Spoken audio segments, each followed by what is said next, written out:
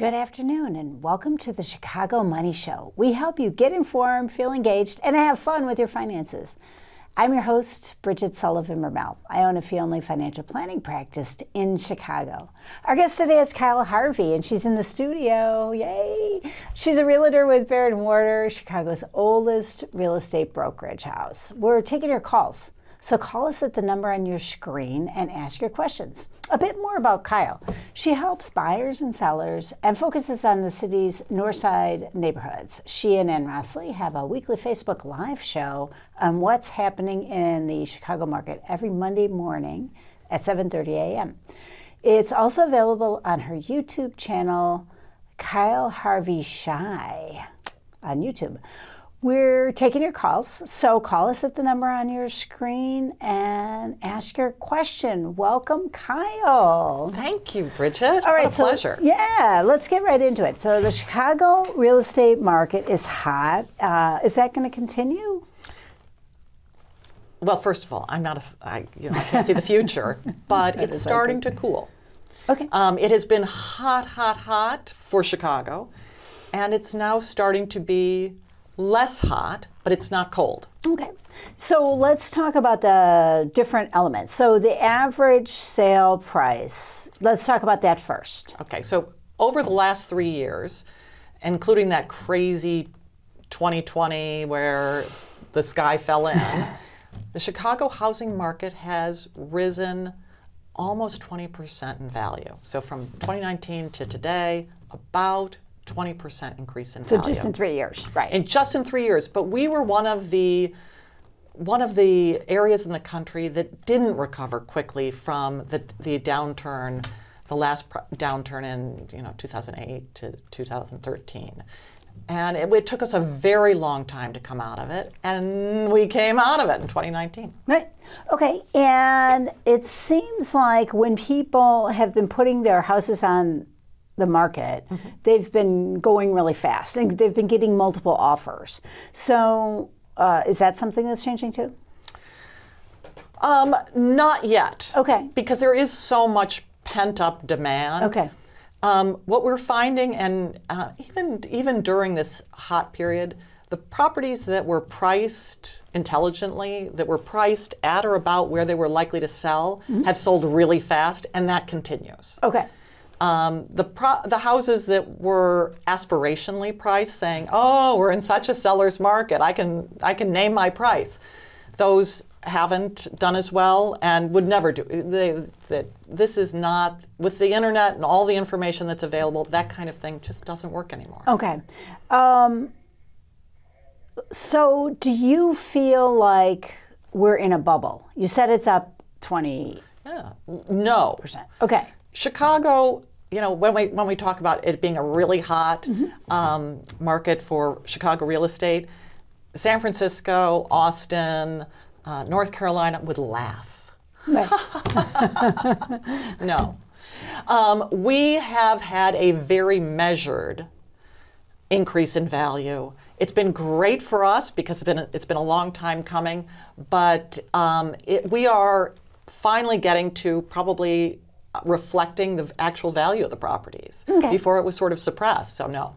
So you're saying that in some of the other markets in the country, they're super hot, but it took us longer to get out of the downturn. And my understanding is that it took us longer partially just because of the way our laws are, and that it just took us a while to get work through all the foreclosures. And so it wasn't necessarily something that was innately wrong with Chicago. It was just that this stuff was taking a while to work its way through the system, and our system was a little slower. That's what I understood, okay. that we did not leap into action with the same kind of efficiencies in our court system that other places did to churn through the foreclosures. Okay, great. All right. So what's different now? So a lot of people got hurt.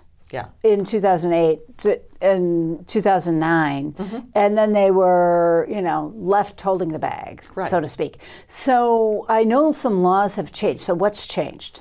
Well, laws haven't changed as much as what has happened over the course of these past years, and now with the rising values of real estate, is people now have equity. They have at least 50% equity in their home. And it's not everybody, but it's a much greater percentage than we had certainly during the downturn, and certainly like even 5 years ago. The number of people with considerable equity in their homes was much lower than any other place in the country. And that held values down because people didn't feel they could sell, and and people, we were really quite suppressed.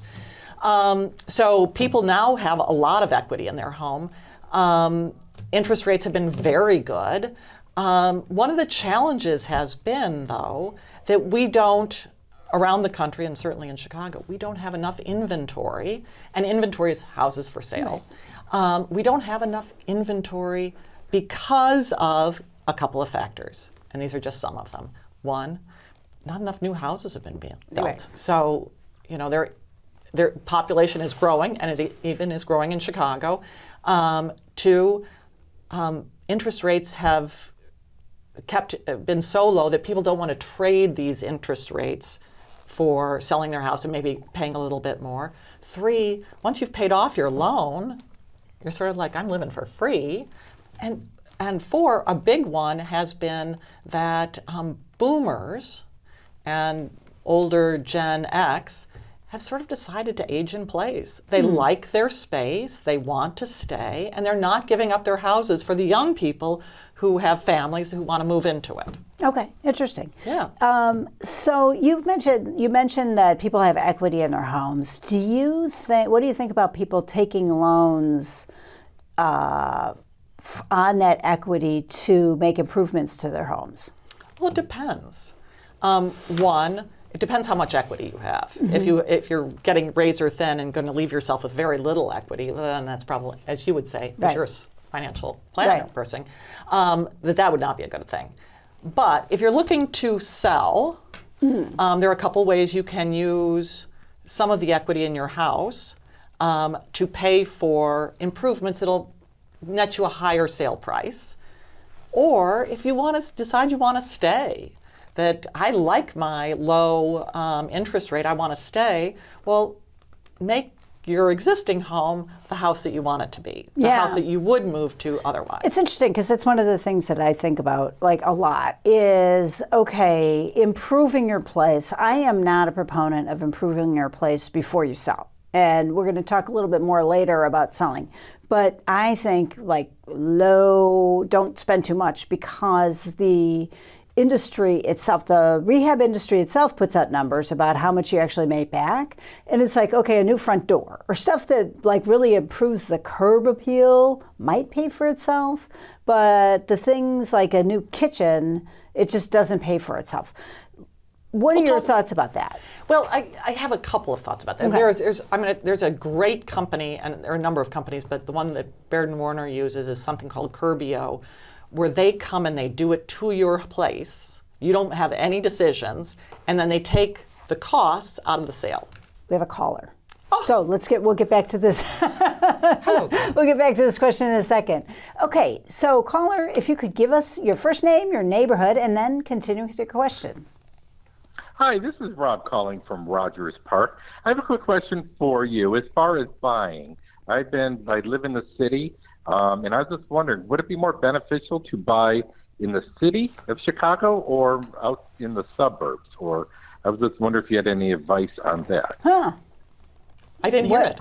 The question from the caller is, they live in the city now in Rogers Park, and they're thinking about buying, but they're wondering city or suburbs.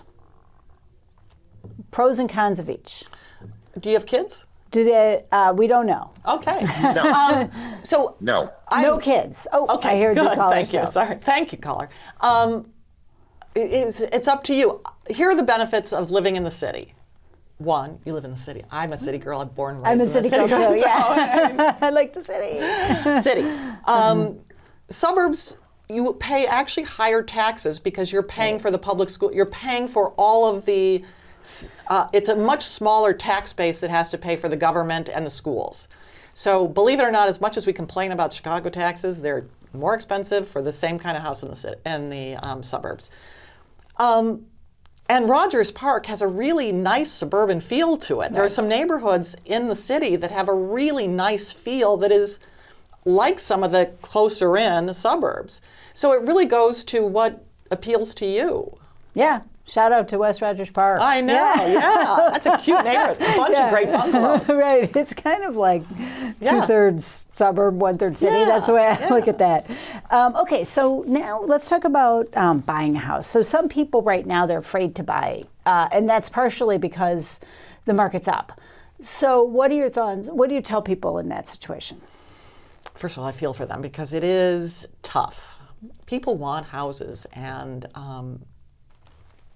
when they come on the market and they're well priced, it's a swarm. There is a swarm of buyers, and you can get into a situation where you're sort of bidding against each other to get the house, and that is really upsetting for buyers. It's delightful for sellers. Right, sellers. Are like, I'm so bring popular. it on, bring it on. So I do get it. So to buy a house, the best way, so for me, one of the things that a broker can do for you is we often see properties before they go on the official market, before they're posted on Zillow or Redfin.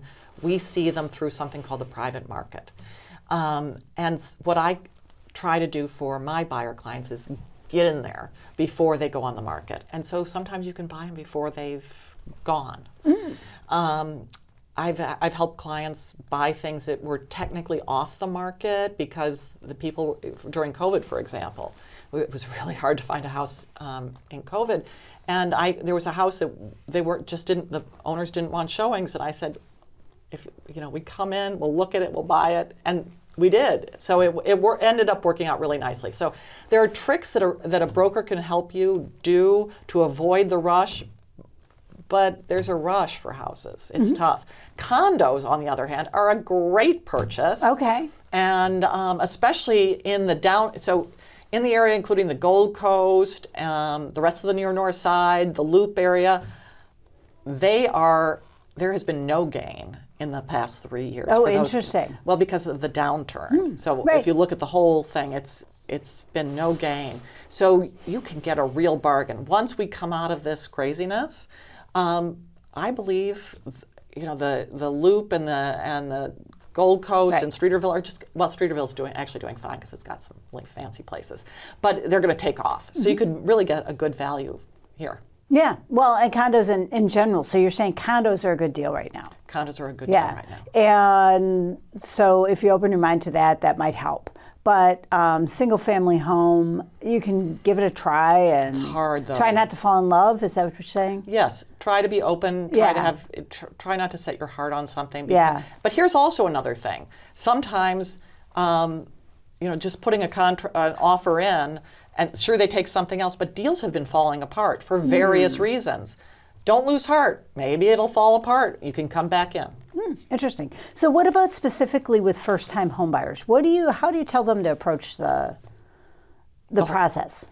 Well, first thing they've got to do is they have to sit down with a mortgage broker, and I would think somebody like you, a financial planner, and help them understand, A, how much they should want to afford to pay in a month for housing costs, and then B, how much that translates into a purchase price. So if you want to spend, $2,000 a month all in on housing, well then a mortgage broker can tell you today, tomorrow, in 6 months what purchase price you're likely to be able to afford. Right. So and then you can go look for those, see what's out there for that. Exactly. And then a broker can be really very helpful in helping you find something, getting you in.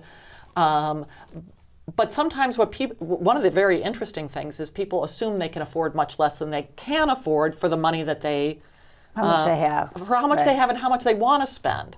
So that ends up being really sort of a great thing. So yeah, one of the interesting questions that's come up on the show a lot is how much to put down. And one of the things that's so fascinating about this to me is that, first of all, the research is that people are happier when they've own a house.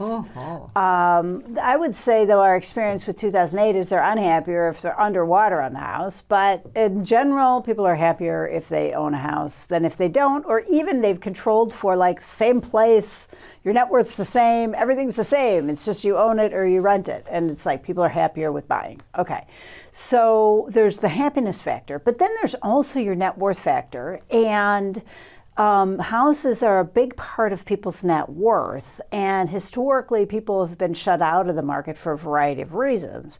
And so a lot of people want to help people get in, and so they suggest low down payments. I'm more of the learn how to save money, put 20% down, but almost no one agrees with me. I don't agree with you either. So tell me what your thoughts are, though. So, first of all, as somebody who I think I may have, when I bought for the first time, I think I put 10% down, and quickly, over time, like after a year or two, had 20% equity, right? Because of the rising market. So, having to pay private mortgage insurance, which is like $10 or $15 a month, nothing, is worth it.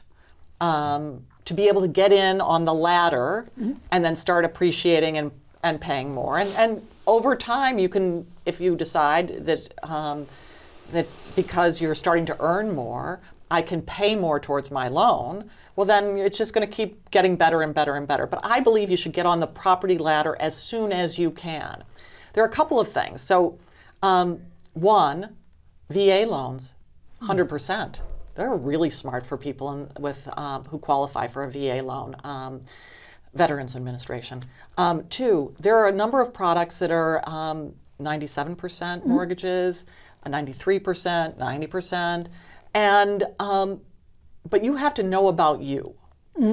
Right. And it can be that, I've got these other loans that I'm dealing with, but I'm paying them off at a certain rate, and it makes sense. You get buy-in with your financial planner, with whoever it is that you really value for advice. But right now, especially, we got the inflation report. It's like 8.6%. That is going to translate into rental housing costs. It's going to translate into all sorts of increased costs. To be able to freeze your housing payment largely with buying a place makes enormous sense, even if you bear a little bit of risk of going underwater in the short term. And that's what we mean when we say that it's a hedge against inflation, because that means your housing costs, which are really, for most people, their biggest or one of their biggest expenses, is fixed. Because if inflation goes up, so what? It's still your mortgage, $2,000 a month. Yeah, exactly. Your mortgage stays the same. And if inflation goes down and maybe interest rates go down, then you just refinance. And so it just goes lower. Yeah. So you're setting how much your payment is for as long as you have the place, which is awesome. Okay. So let's move on to selling a house. Okay. I hear from people that say, "Oh my goodness, selling a house takes so much work. I don't want to do it." What are your thoughts there? Like people that don't want it, it takes a lot of work. It takes a ton of work. And it takes a ton of work if you want to do it well, meaning get a lot of money for it. Right. So, I'm sorry, I just heard something in the background. It does take a lot of work. And people lately have been saying, "Oh, selling a home is easy." It is not easy. It's never easy. But think of the why. Think of why you want to move. And that will get you through I have to actually clean out my closets. Right. I have to clean out the basement. I have to actually address, there was a leak over there. I have to address it. But I also think work with a real estate agent to talk about what are the things that actually make sense to do. Right. Some things you don't have to do, but some things you really should do because you'll earn more money at the closing table. Right. Decluttering, clean up. Yeah. But that's the hardest. Yeah. No one wants to declutter.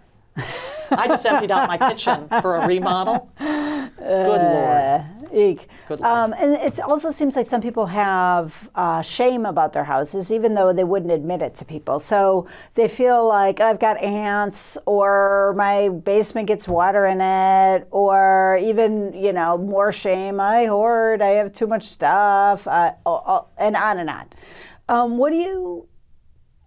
What about like for sale? What those like? Oh yeah. No We buy negotiating. houses. We buy houses. Okay. Is that We what buy you're talking houses. about? Well, I was wondering if like the as is. First as is. Well, so as is has to come with an as is price. Okay. So it's cheaper. Yeah. Yeah. And how much less do you get? 20%? Well, it depends on the what is the as is Oh, okay. condition, and you will always have to clear your stuff out. So even for as is. even for as Yeah, is, you're that's not a lot. allowed to leave the junk. Okay. But contact me.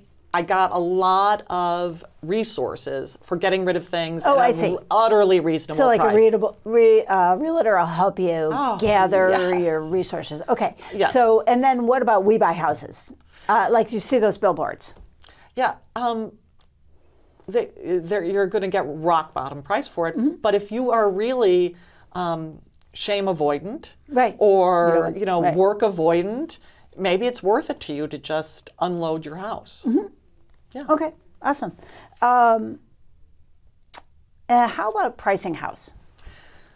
So, and I study this. I was a little bit later to getting into real estate, and so it's allowed me to look at it and I don't have the 30 years of experience in pricing houses. I have what people do effectively now, Right. so I don't have any of the bad habits. Truly, the only way to do it, to be successful at selling at top dollar, is to look at the comparable prices and price it at or slightly above where it's likely to sell. Okay. Because then it sends a message to buyers that you're serious, you know what you're doing, and people want to come and see it. Okay. Because it's easy to get the information about what's available now. It's easy to get data Right. on prices, and so So- I set up a search. Let's say I'm doing it on Redfin. I set up a search that says I want to see everything $500,000 to $550,000 in this area. And if I see somebody whose place should sell for $400, pricing it in $500 or $550, I'm going to be like, no. Right. Because I see the pictures. Right. And I'm able to compare it to things that really should sell for that. Right. So So it's because of this, all the data that's available. all the You access to can't- data, yeah. Right. Okay. And how much, if you want to get top dollar, tell me what you need to do. Well, If you don't care, if you're like, well, I don't, so tell me what you need to do to get top dollar. to get top dollar, you have to do things to make the home not your happy place, but the place where a buyer could see themselves living. That means clearing out the junk that you've got, cleaning up the ants that you've just described, fixing the leaks, maybe painting if you're somebody who's put, chartreuse walls all around. You might need to paint those something else. But it's really trying to say, I want this home to be your home. So investing some money in depersonalizing it so that the next person can see themselves living there. Okay, great. What do you think about Zillow? I think And we can throw the other ones in there too, like Realtor. Zillow and Realtor and Okay. all those places Redfin, yeah. at Redfin have a lot of information. Lately, I've found that Zillow's information, for no good reason, because it gets all the information from a fire hose of the MLS, it's inaccurate. Like, I'll have people who say, clients who say to me, I saw this house on Zillow that's available. And I'll go into the MLS and, no, it's been closed. It's sold, 8 months ago. And it's still showing as active on the market. And I'm like, really? Because that's not helpful to buyers, probably to sellers too, sort of like having people ding dong on their doorbell saying, I'd like to buy your house. And they're like, I just moved in. So, and I wonder if there's some business model for having inaccurate data that they allow that to continue. But that's interesting. Redfin doesn't seem to be as inaccurate. I use something called Zenlist, and one of the great things about Zenlist is you can see what's on the private market. Oh, I see. And so that's like your the realtor industry. can get you through into Zenlist. Okay, great. And that, that also makes sense for people that are trying to buy rental property. We haven't really addressed rental property on the show. We were just talking about, buying your principal residence. But it seems like that's one of the keys to success with the rental, in the rental market. Like if you're buying a property you're going to rent out. It's like you want to get the listings that other people aren't getting. Because the realtors are the ones that get the prime spots for rental, it seems like. Interesting. I hadn't thought about that. Yeah, interesting. They Okay. say, I got time. I'll go over there. Offer. Yeah.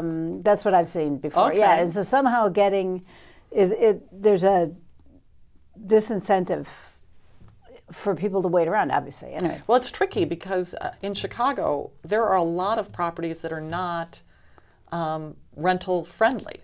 A number of buildings in the Gold Coast and in other places have put rental caps on them and have put, or investor friendly, put rental caps or requirements that people live in their condo for a number of years before they can rent it out.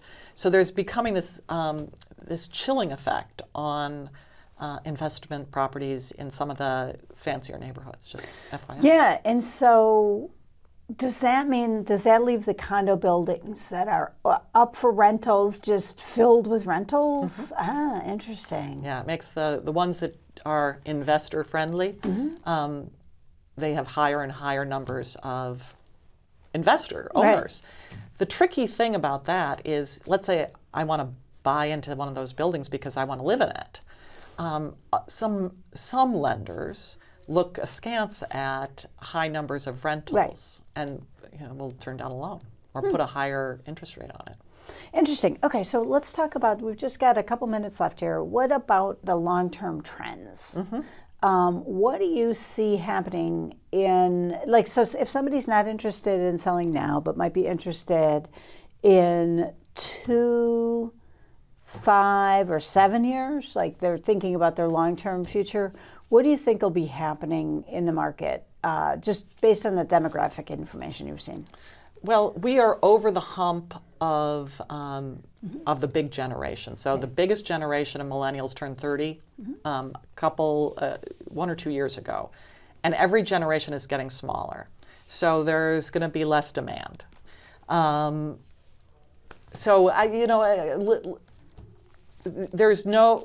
The future is unknown. If you're thinking you want to sell, I'd sell when the time is right for your life. Okay, great.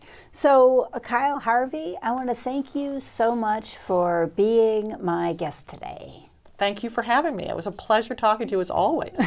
Thank you. My name is Bridget Sullivan Mermel, and I own a fee-only financial planning firm here in Chicago. Check out the show's website at chicagomoneyshow.com. There you can see our previous episodes. You can also sign up for our newsletter so that you get a heads up before upcoming shows. If you have questions on this episode or for future episodes, please email us at ask@chicagomoneyshow.com. Thanks for watching.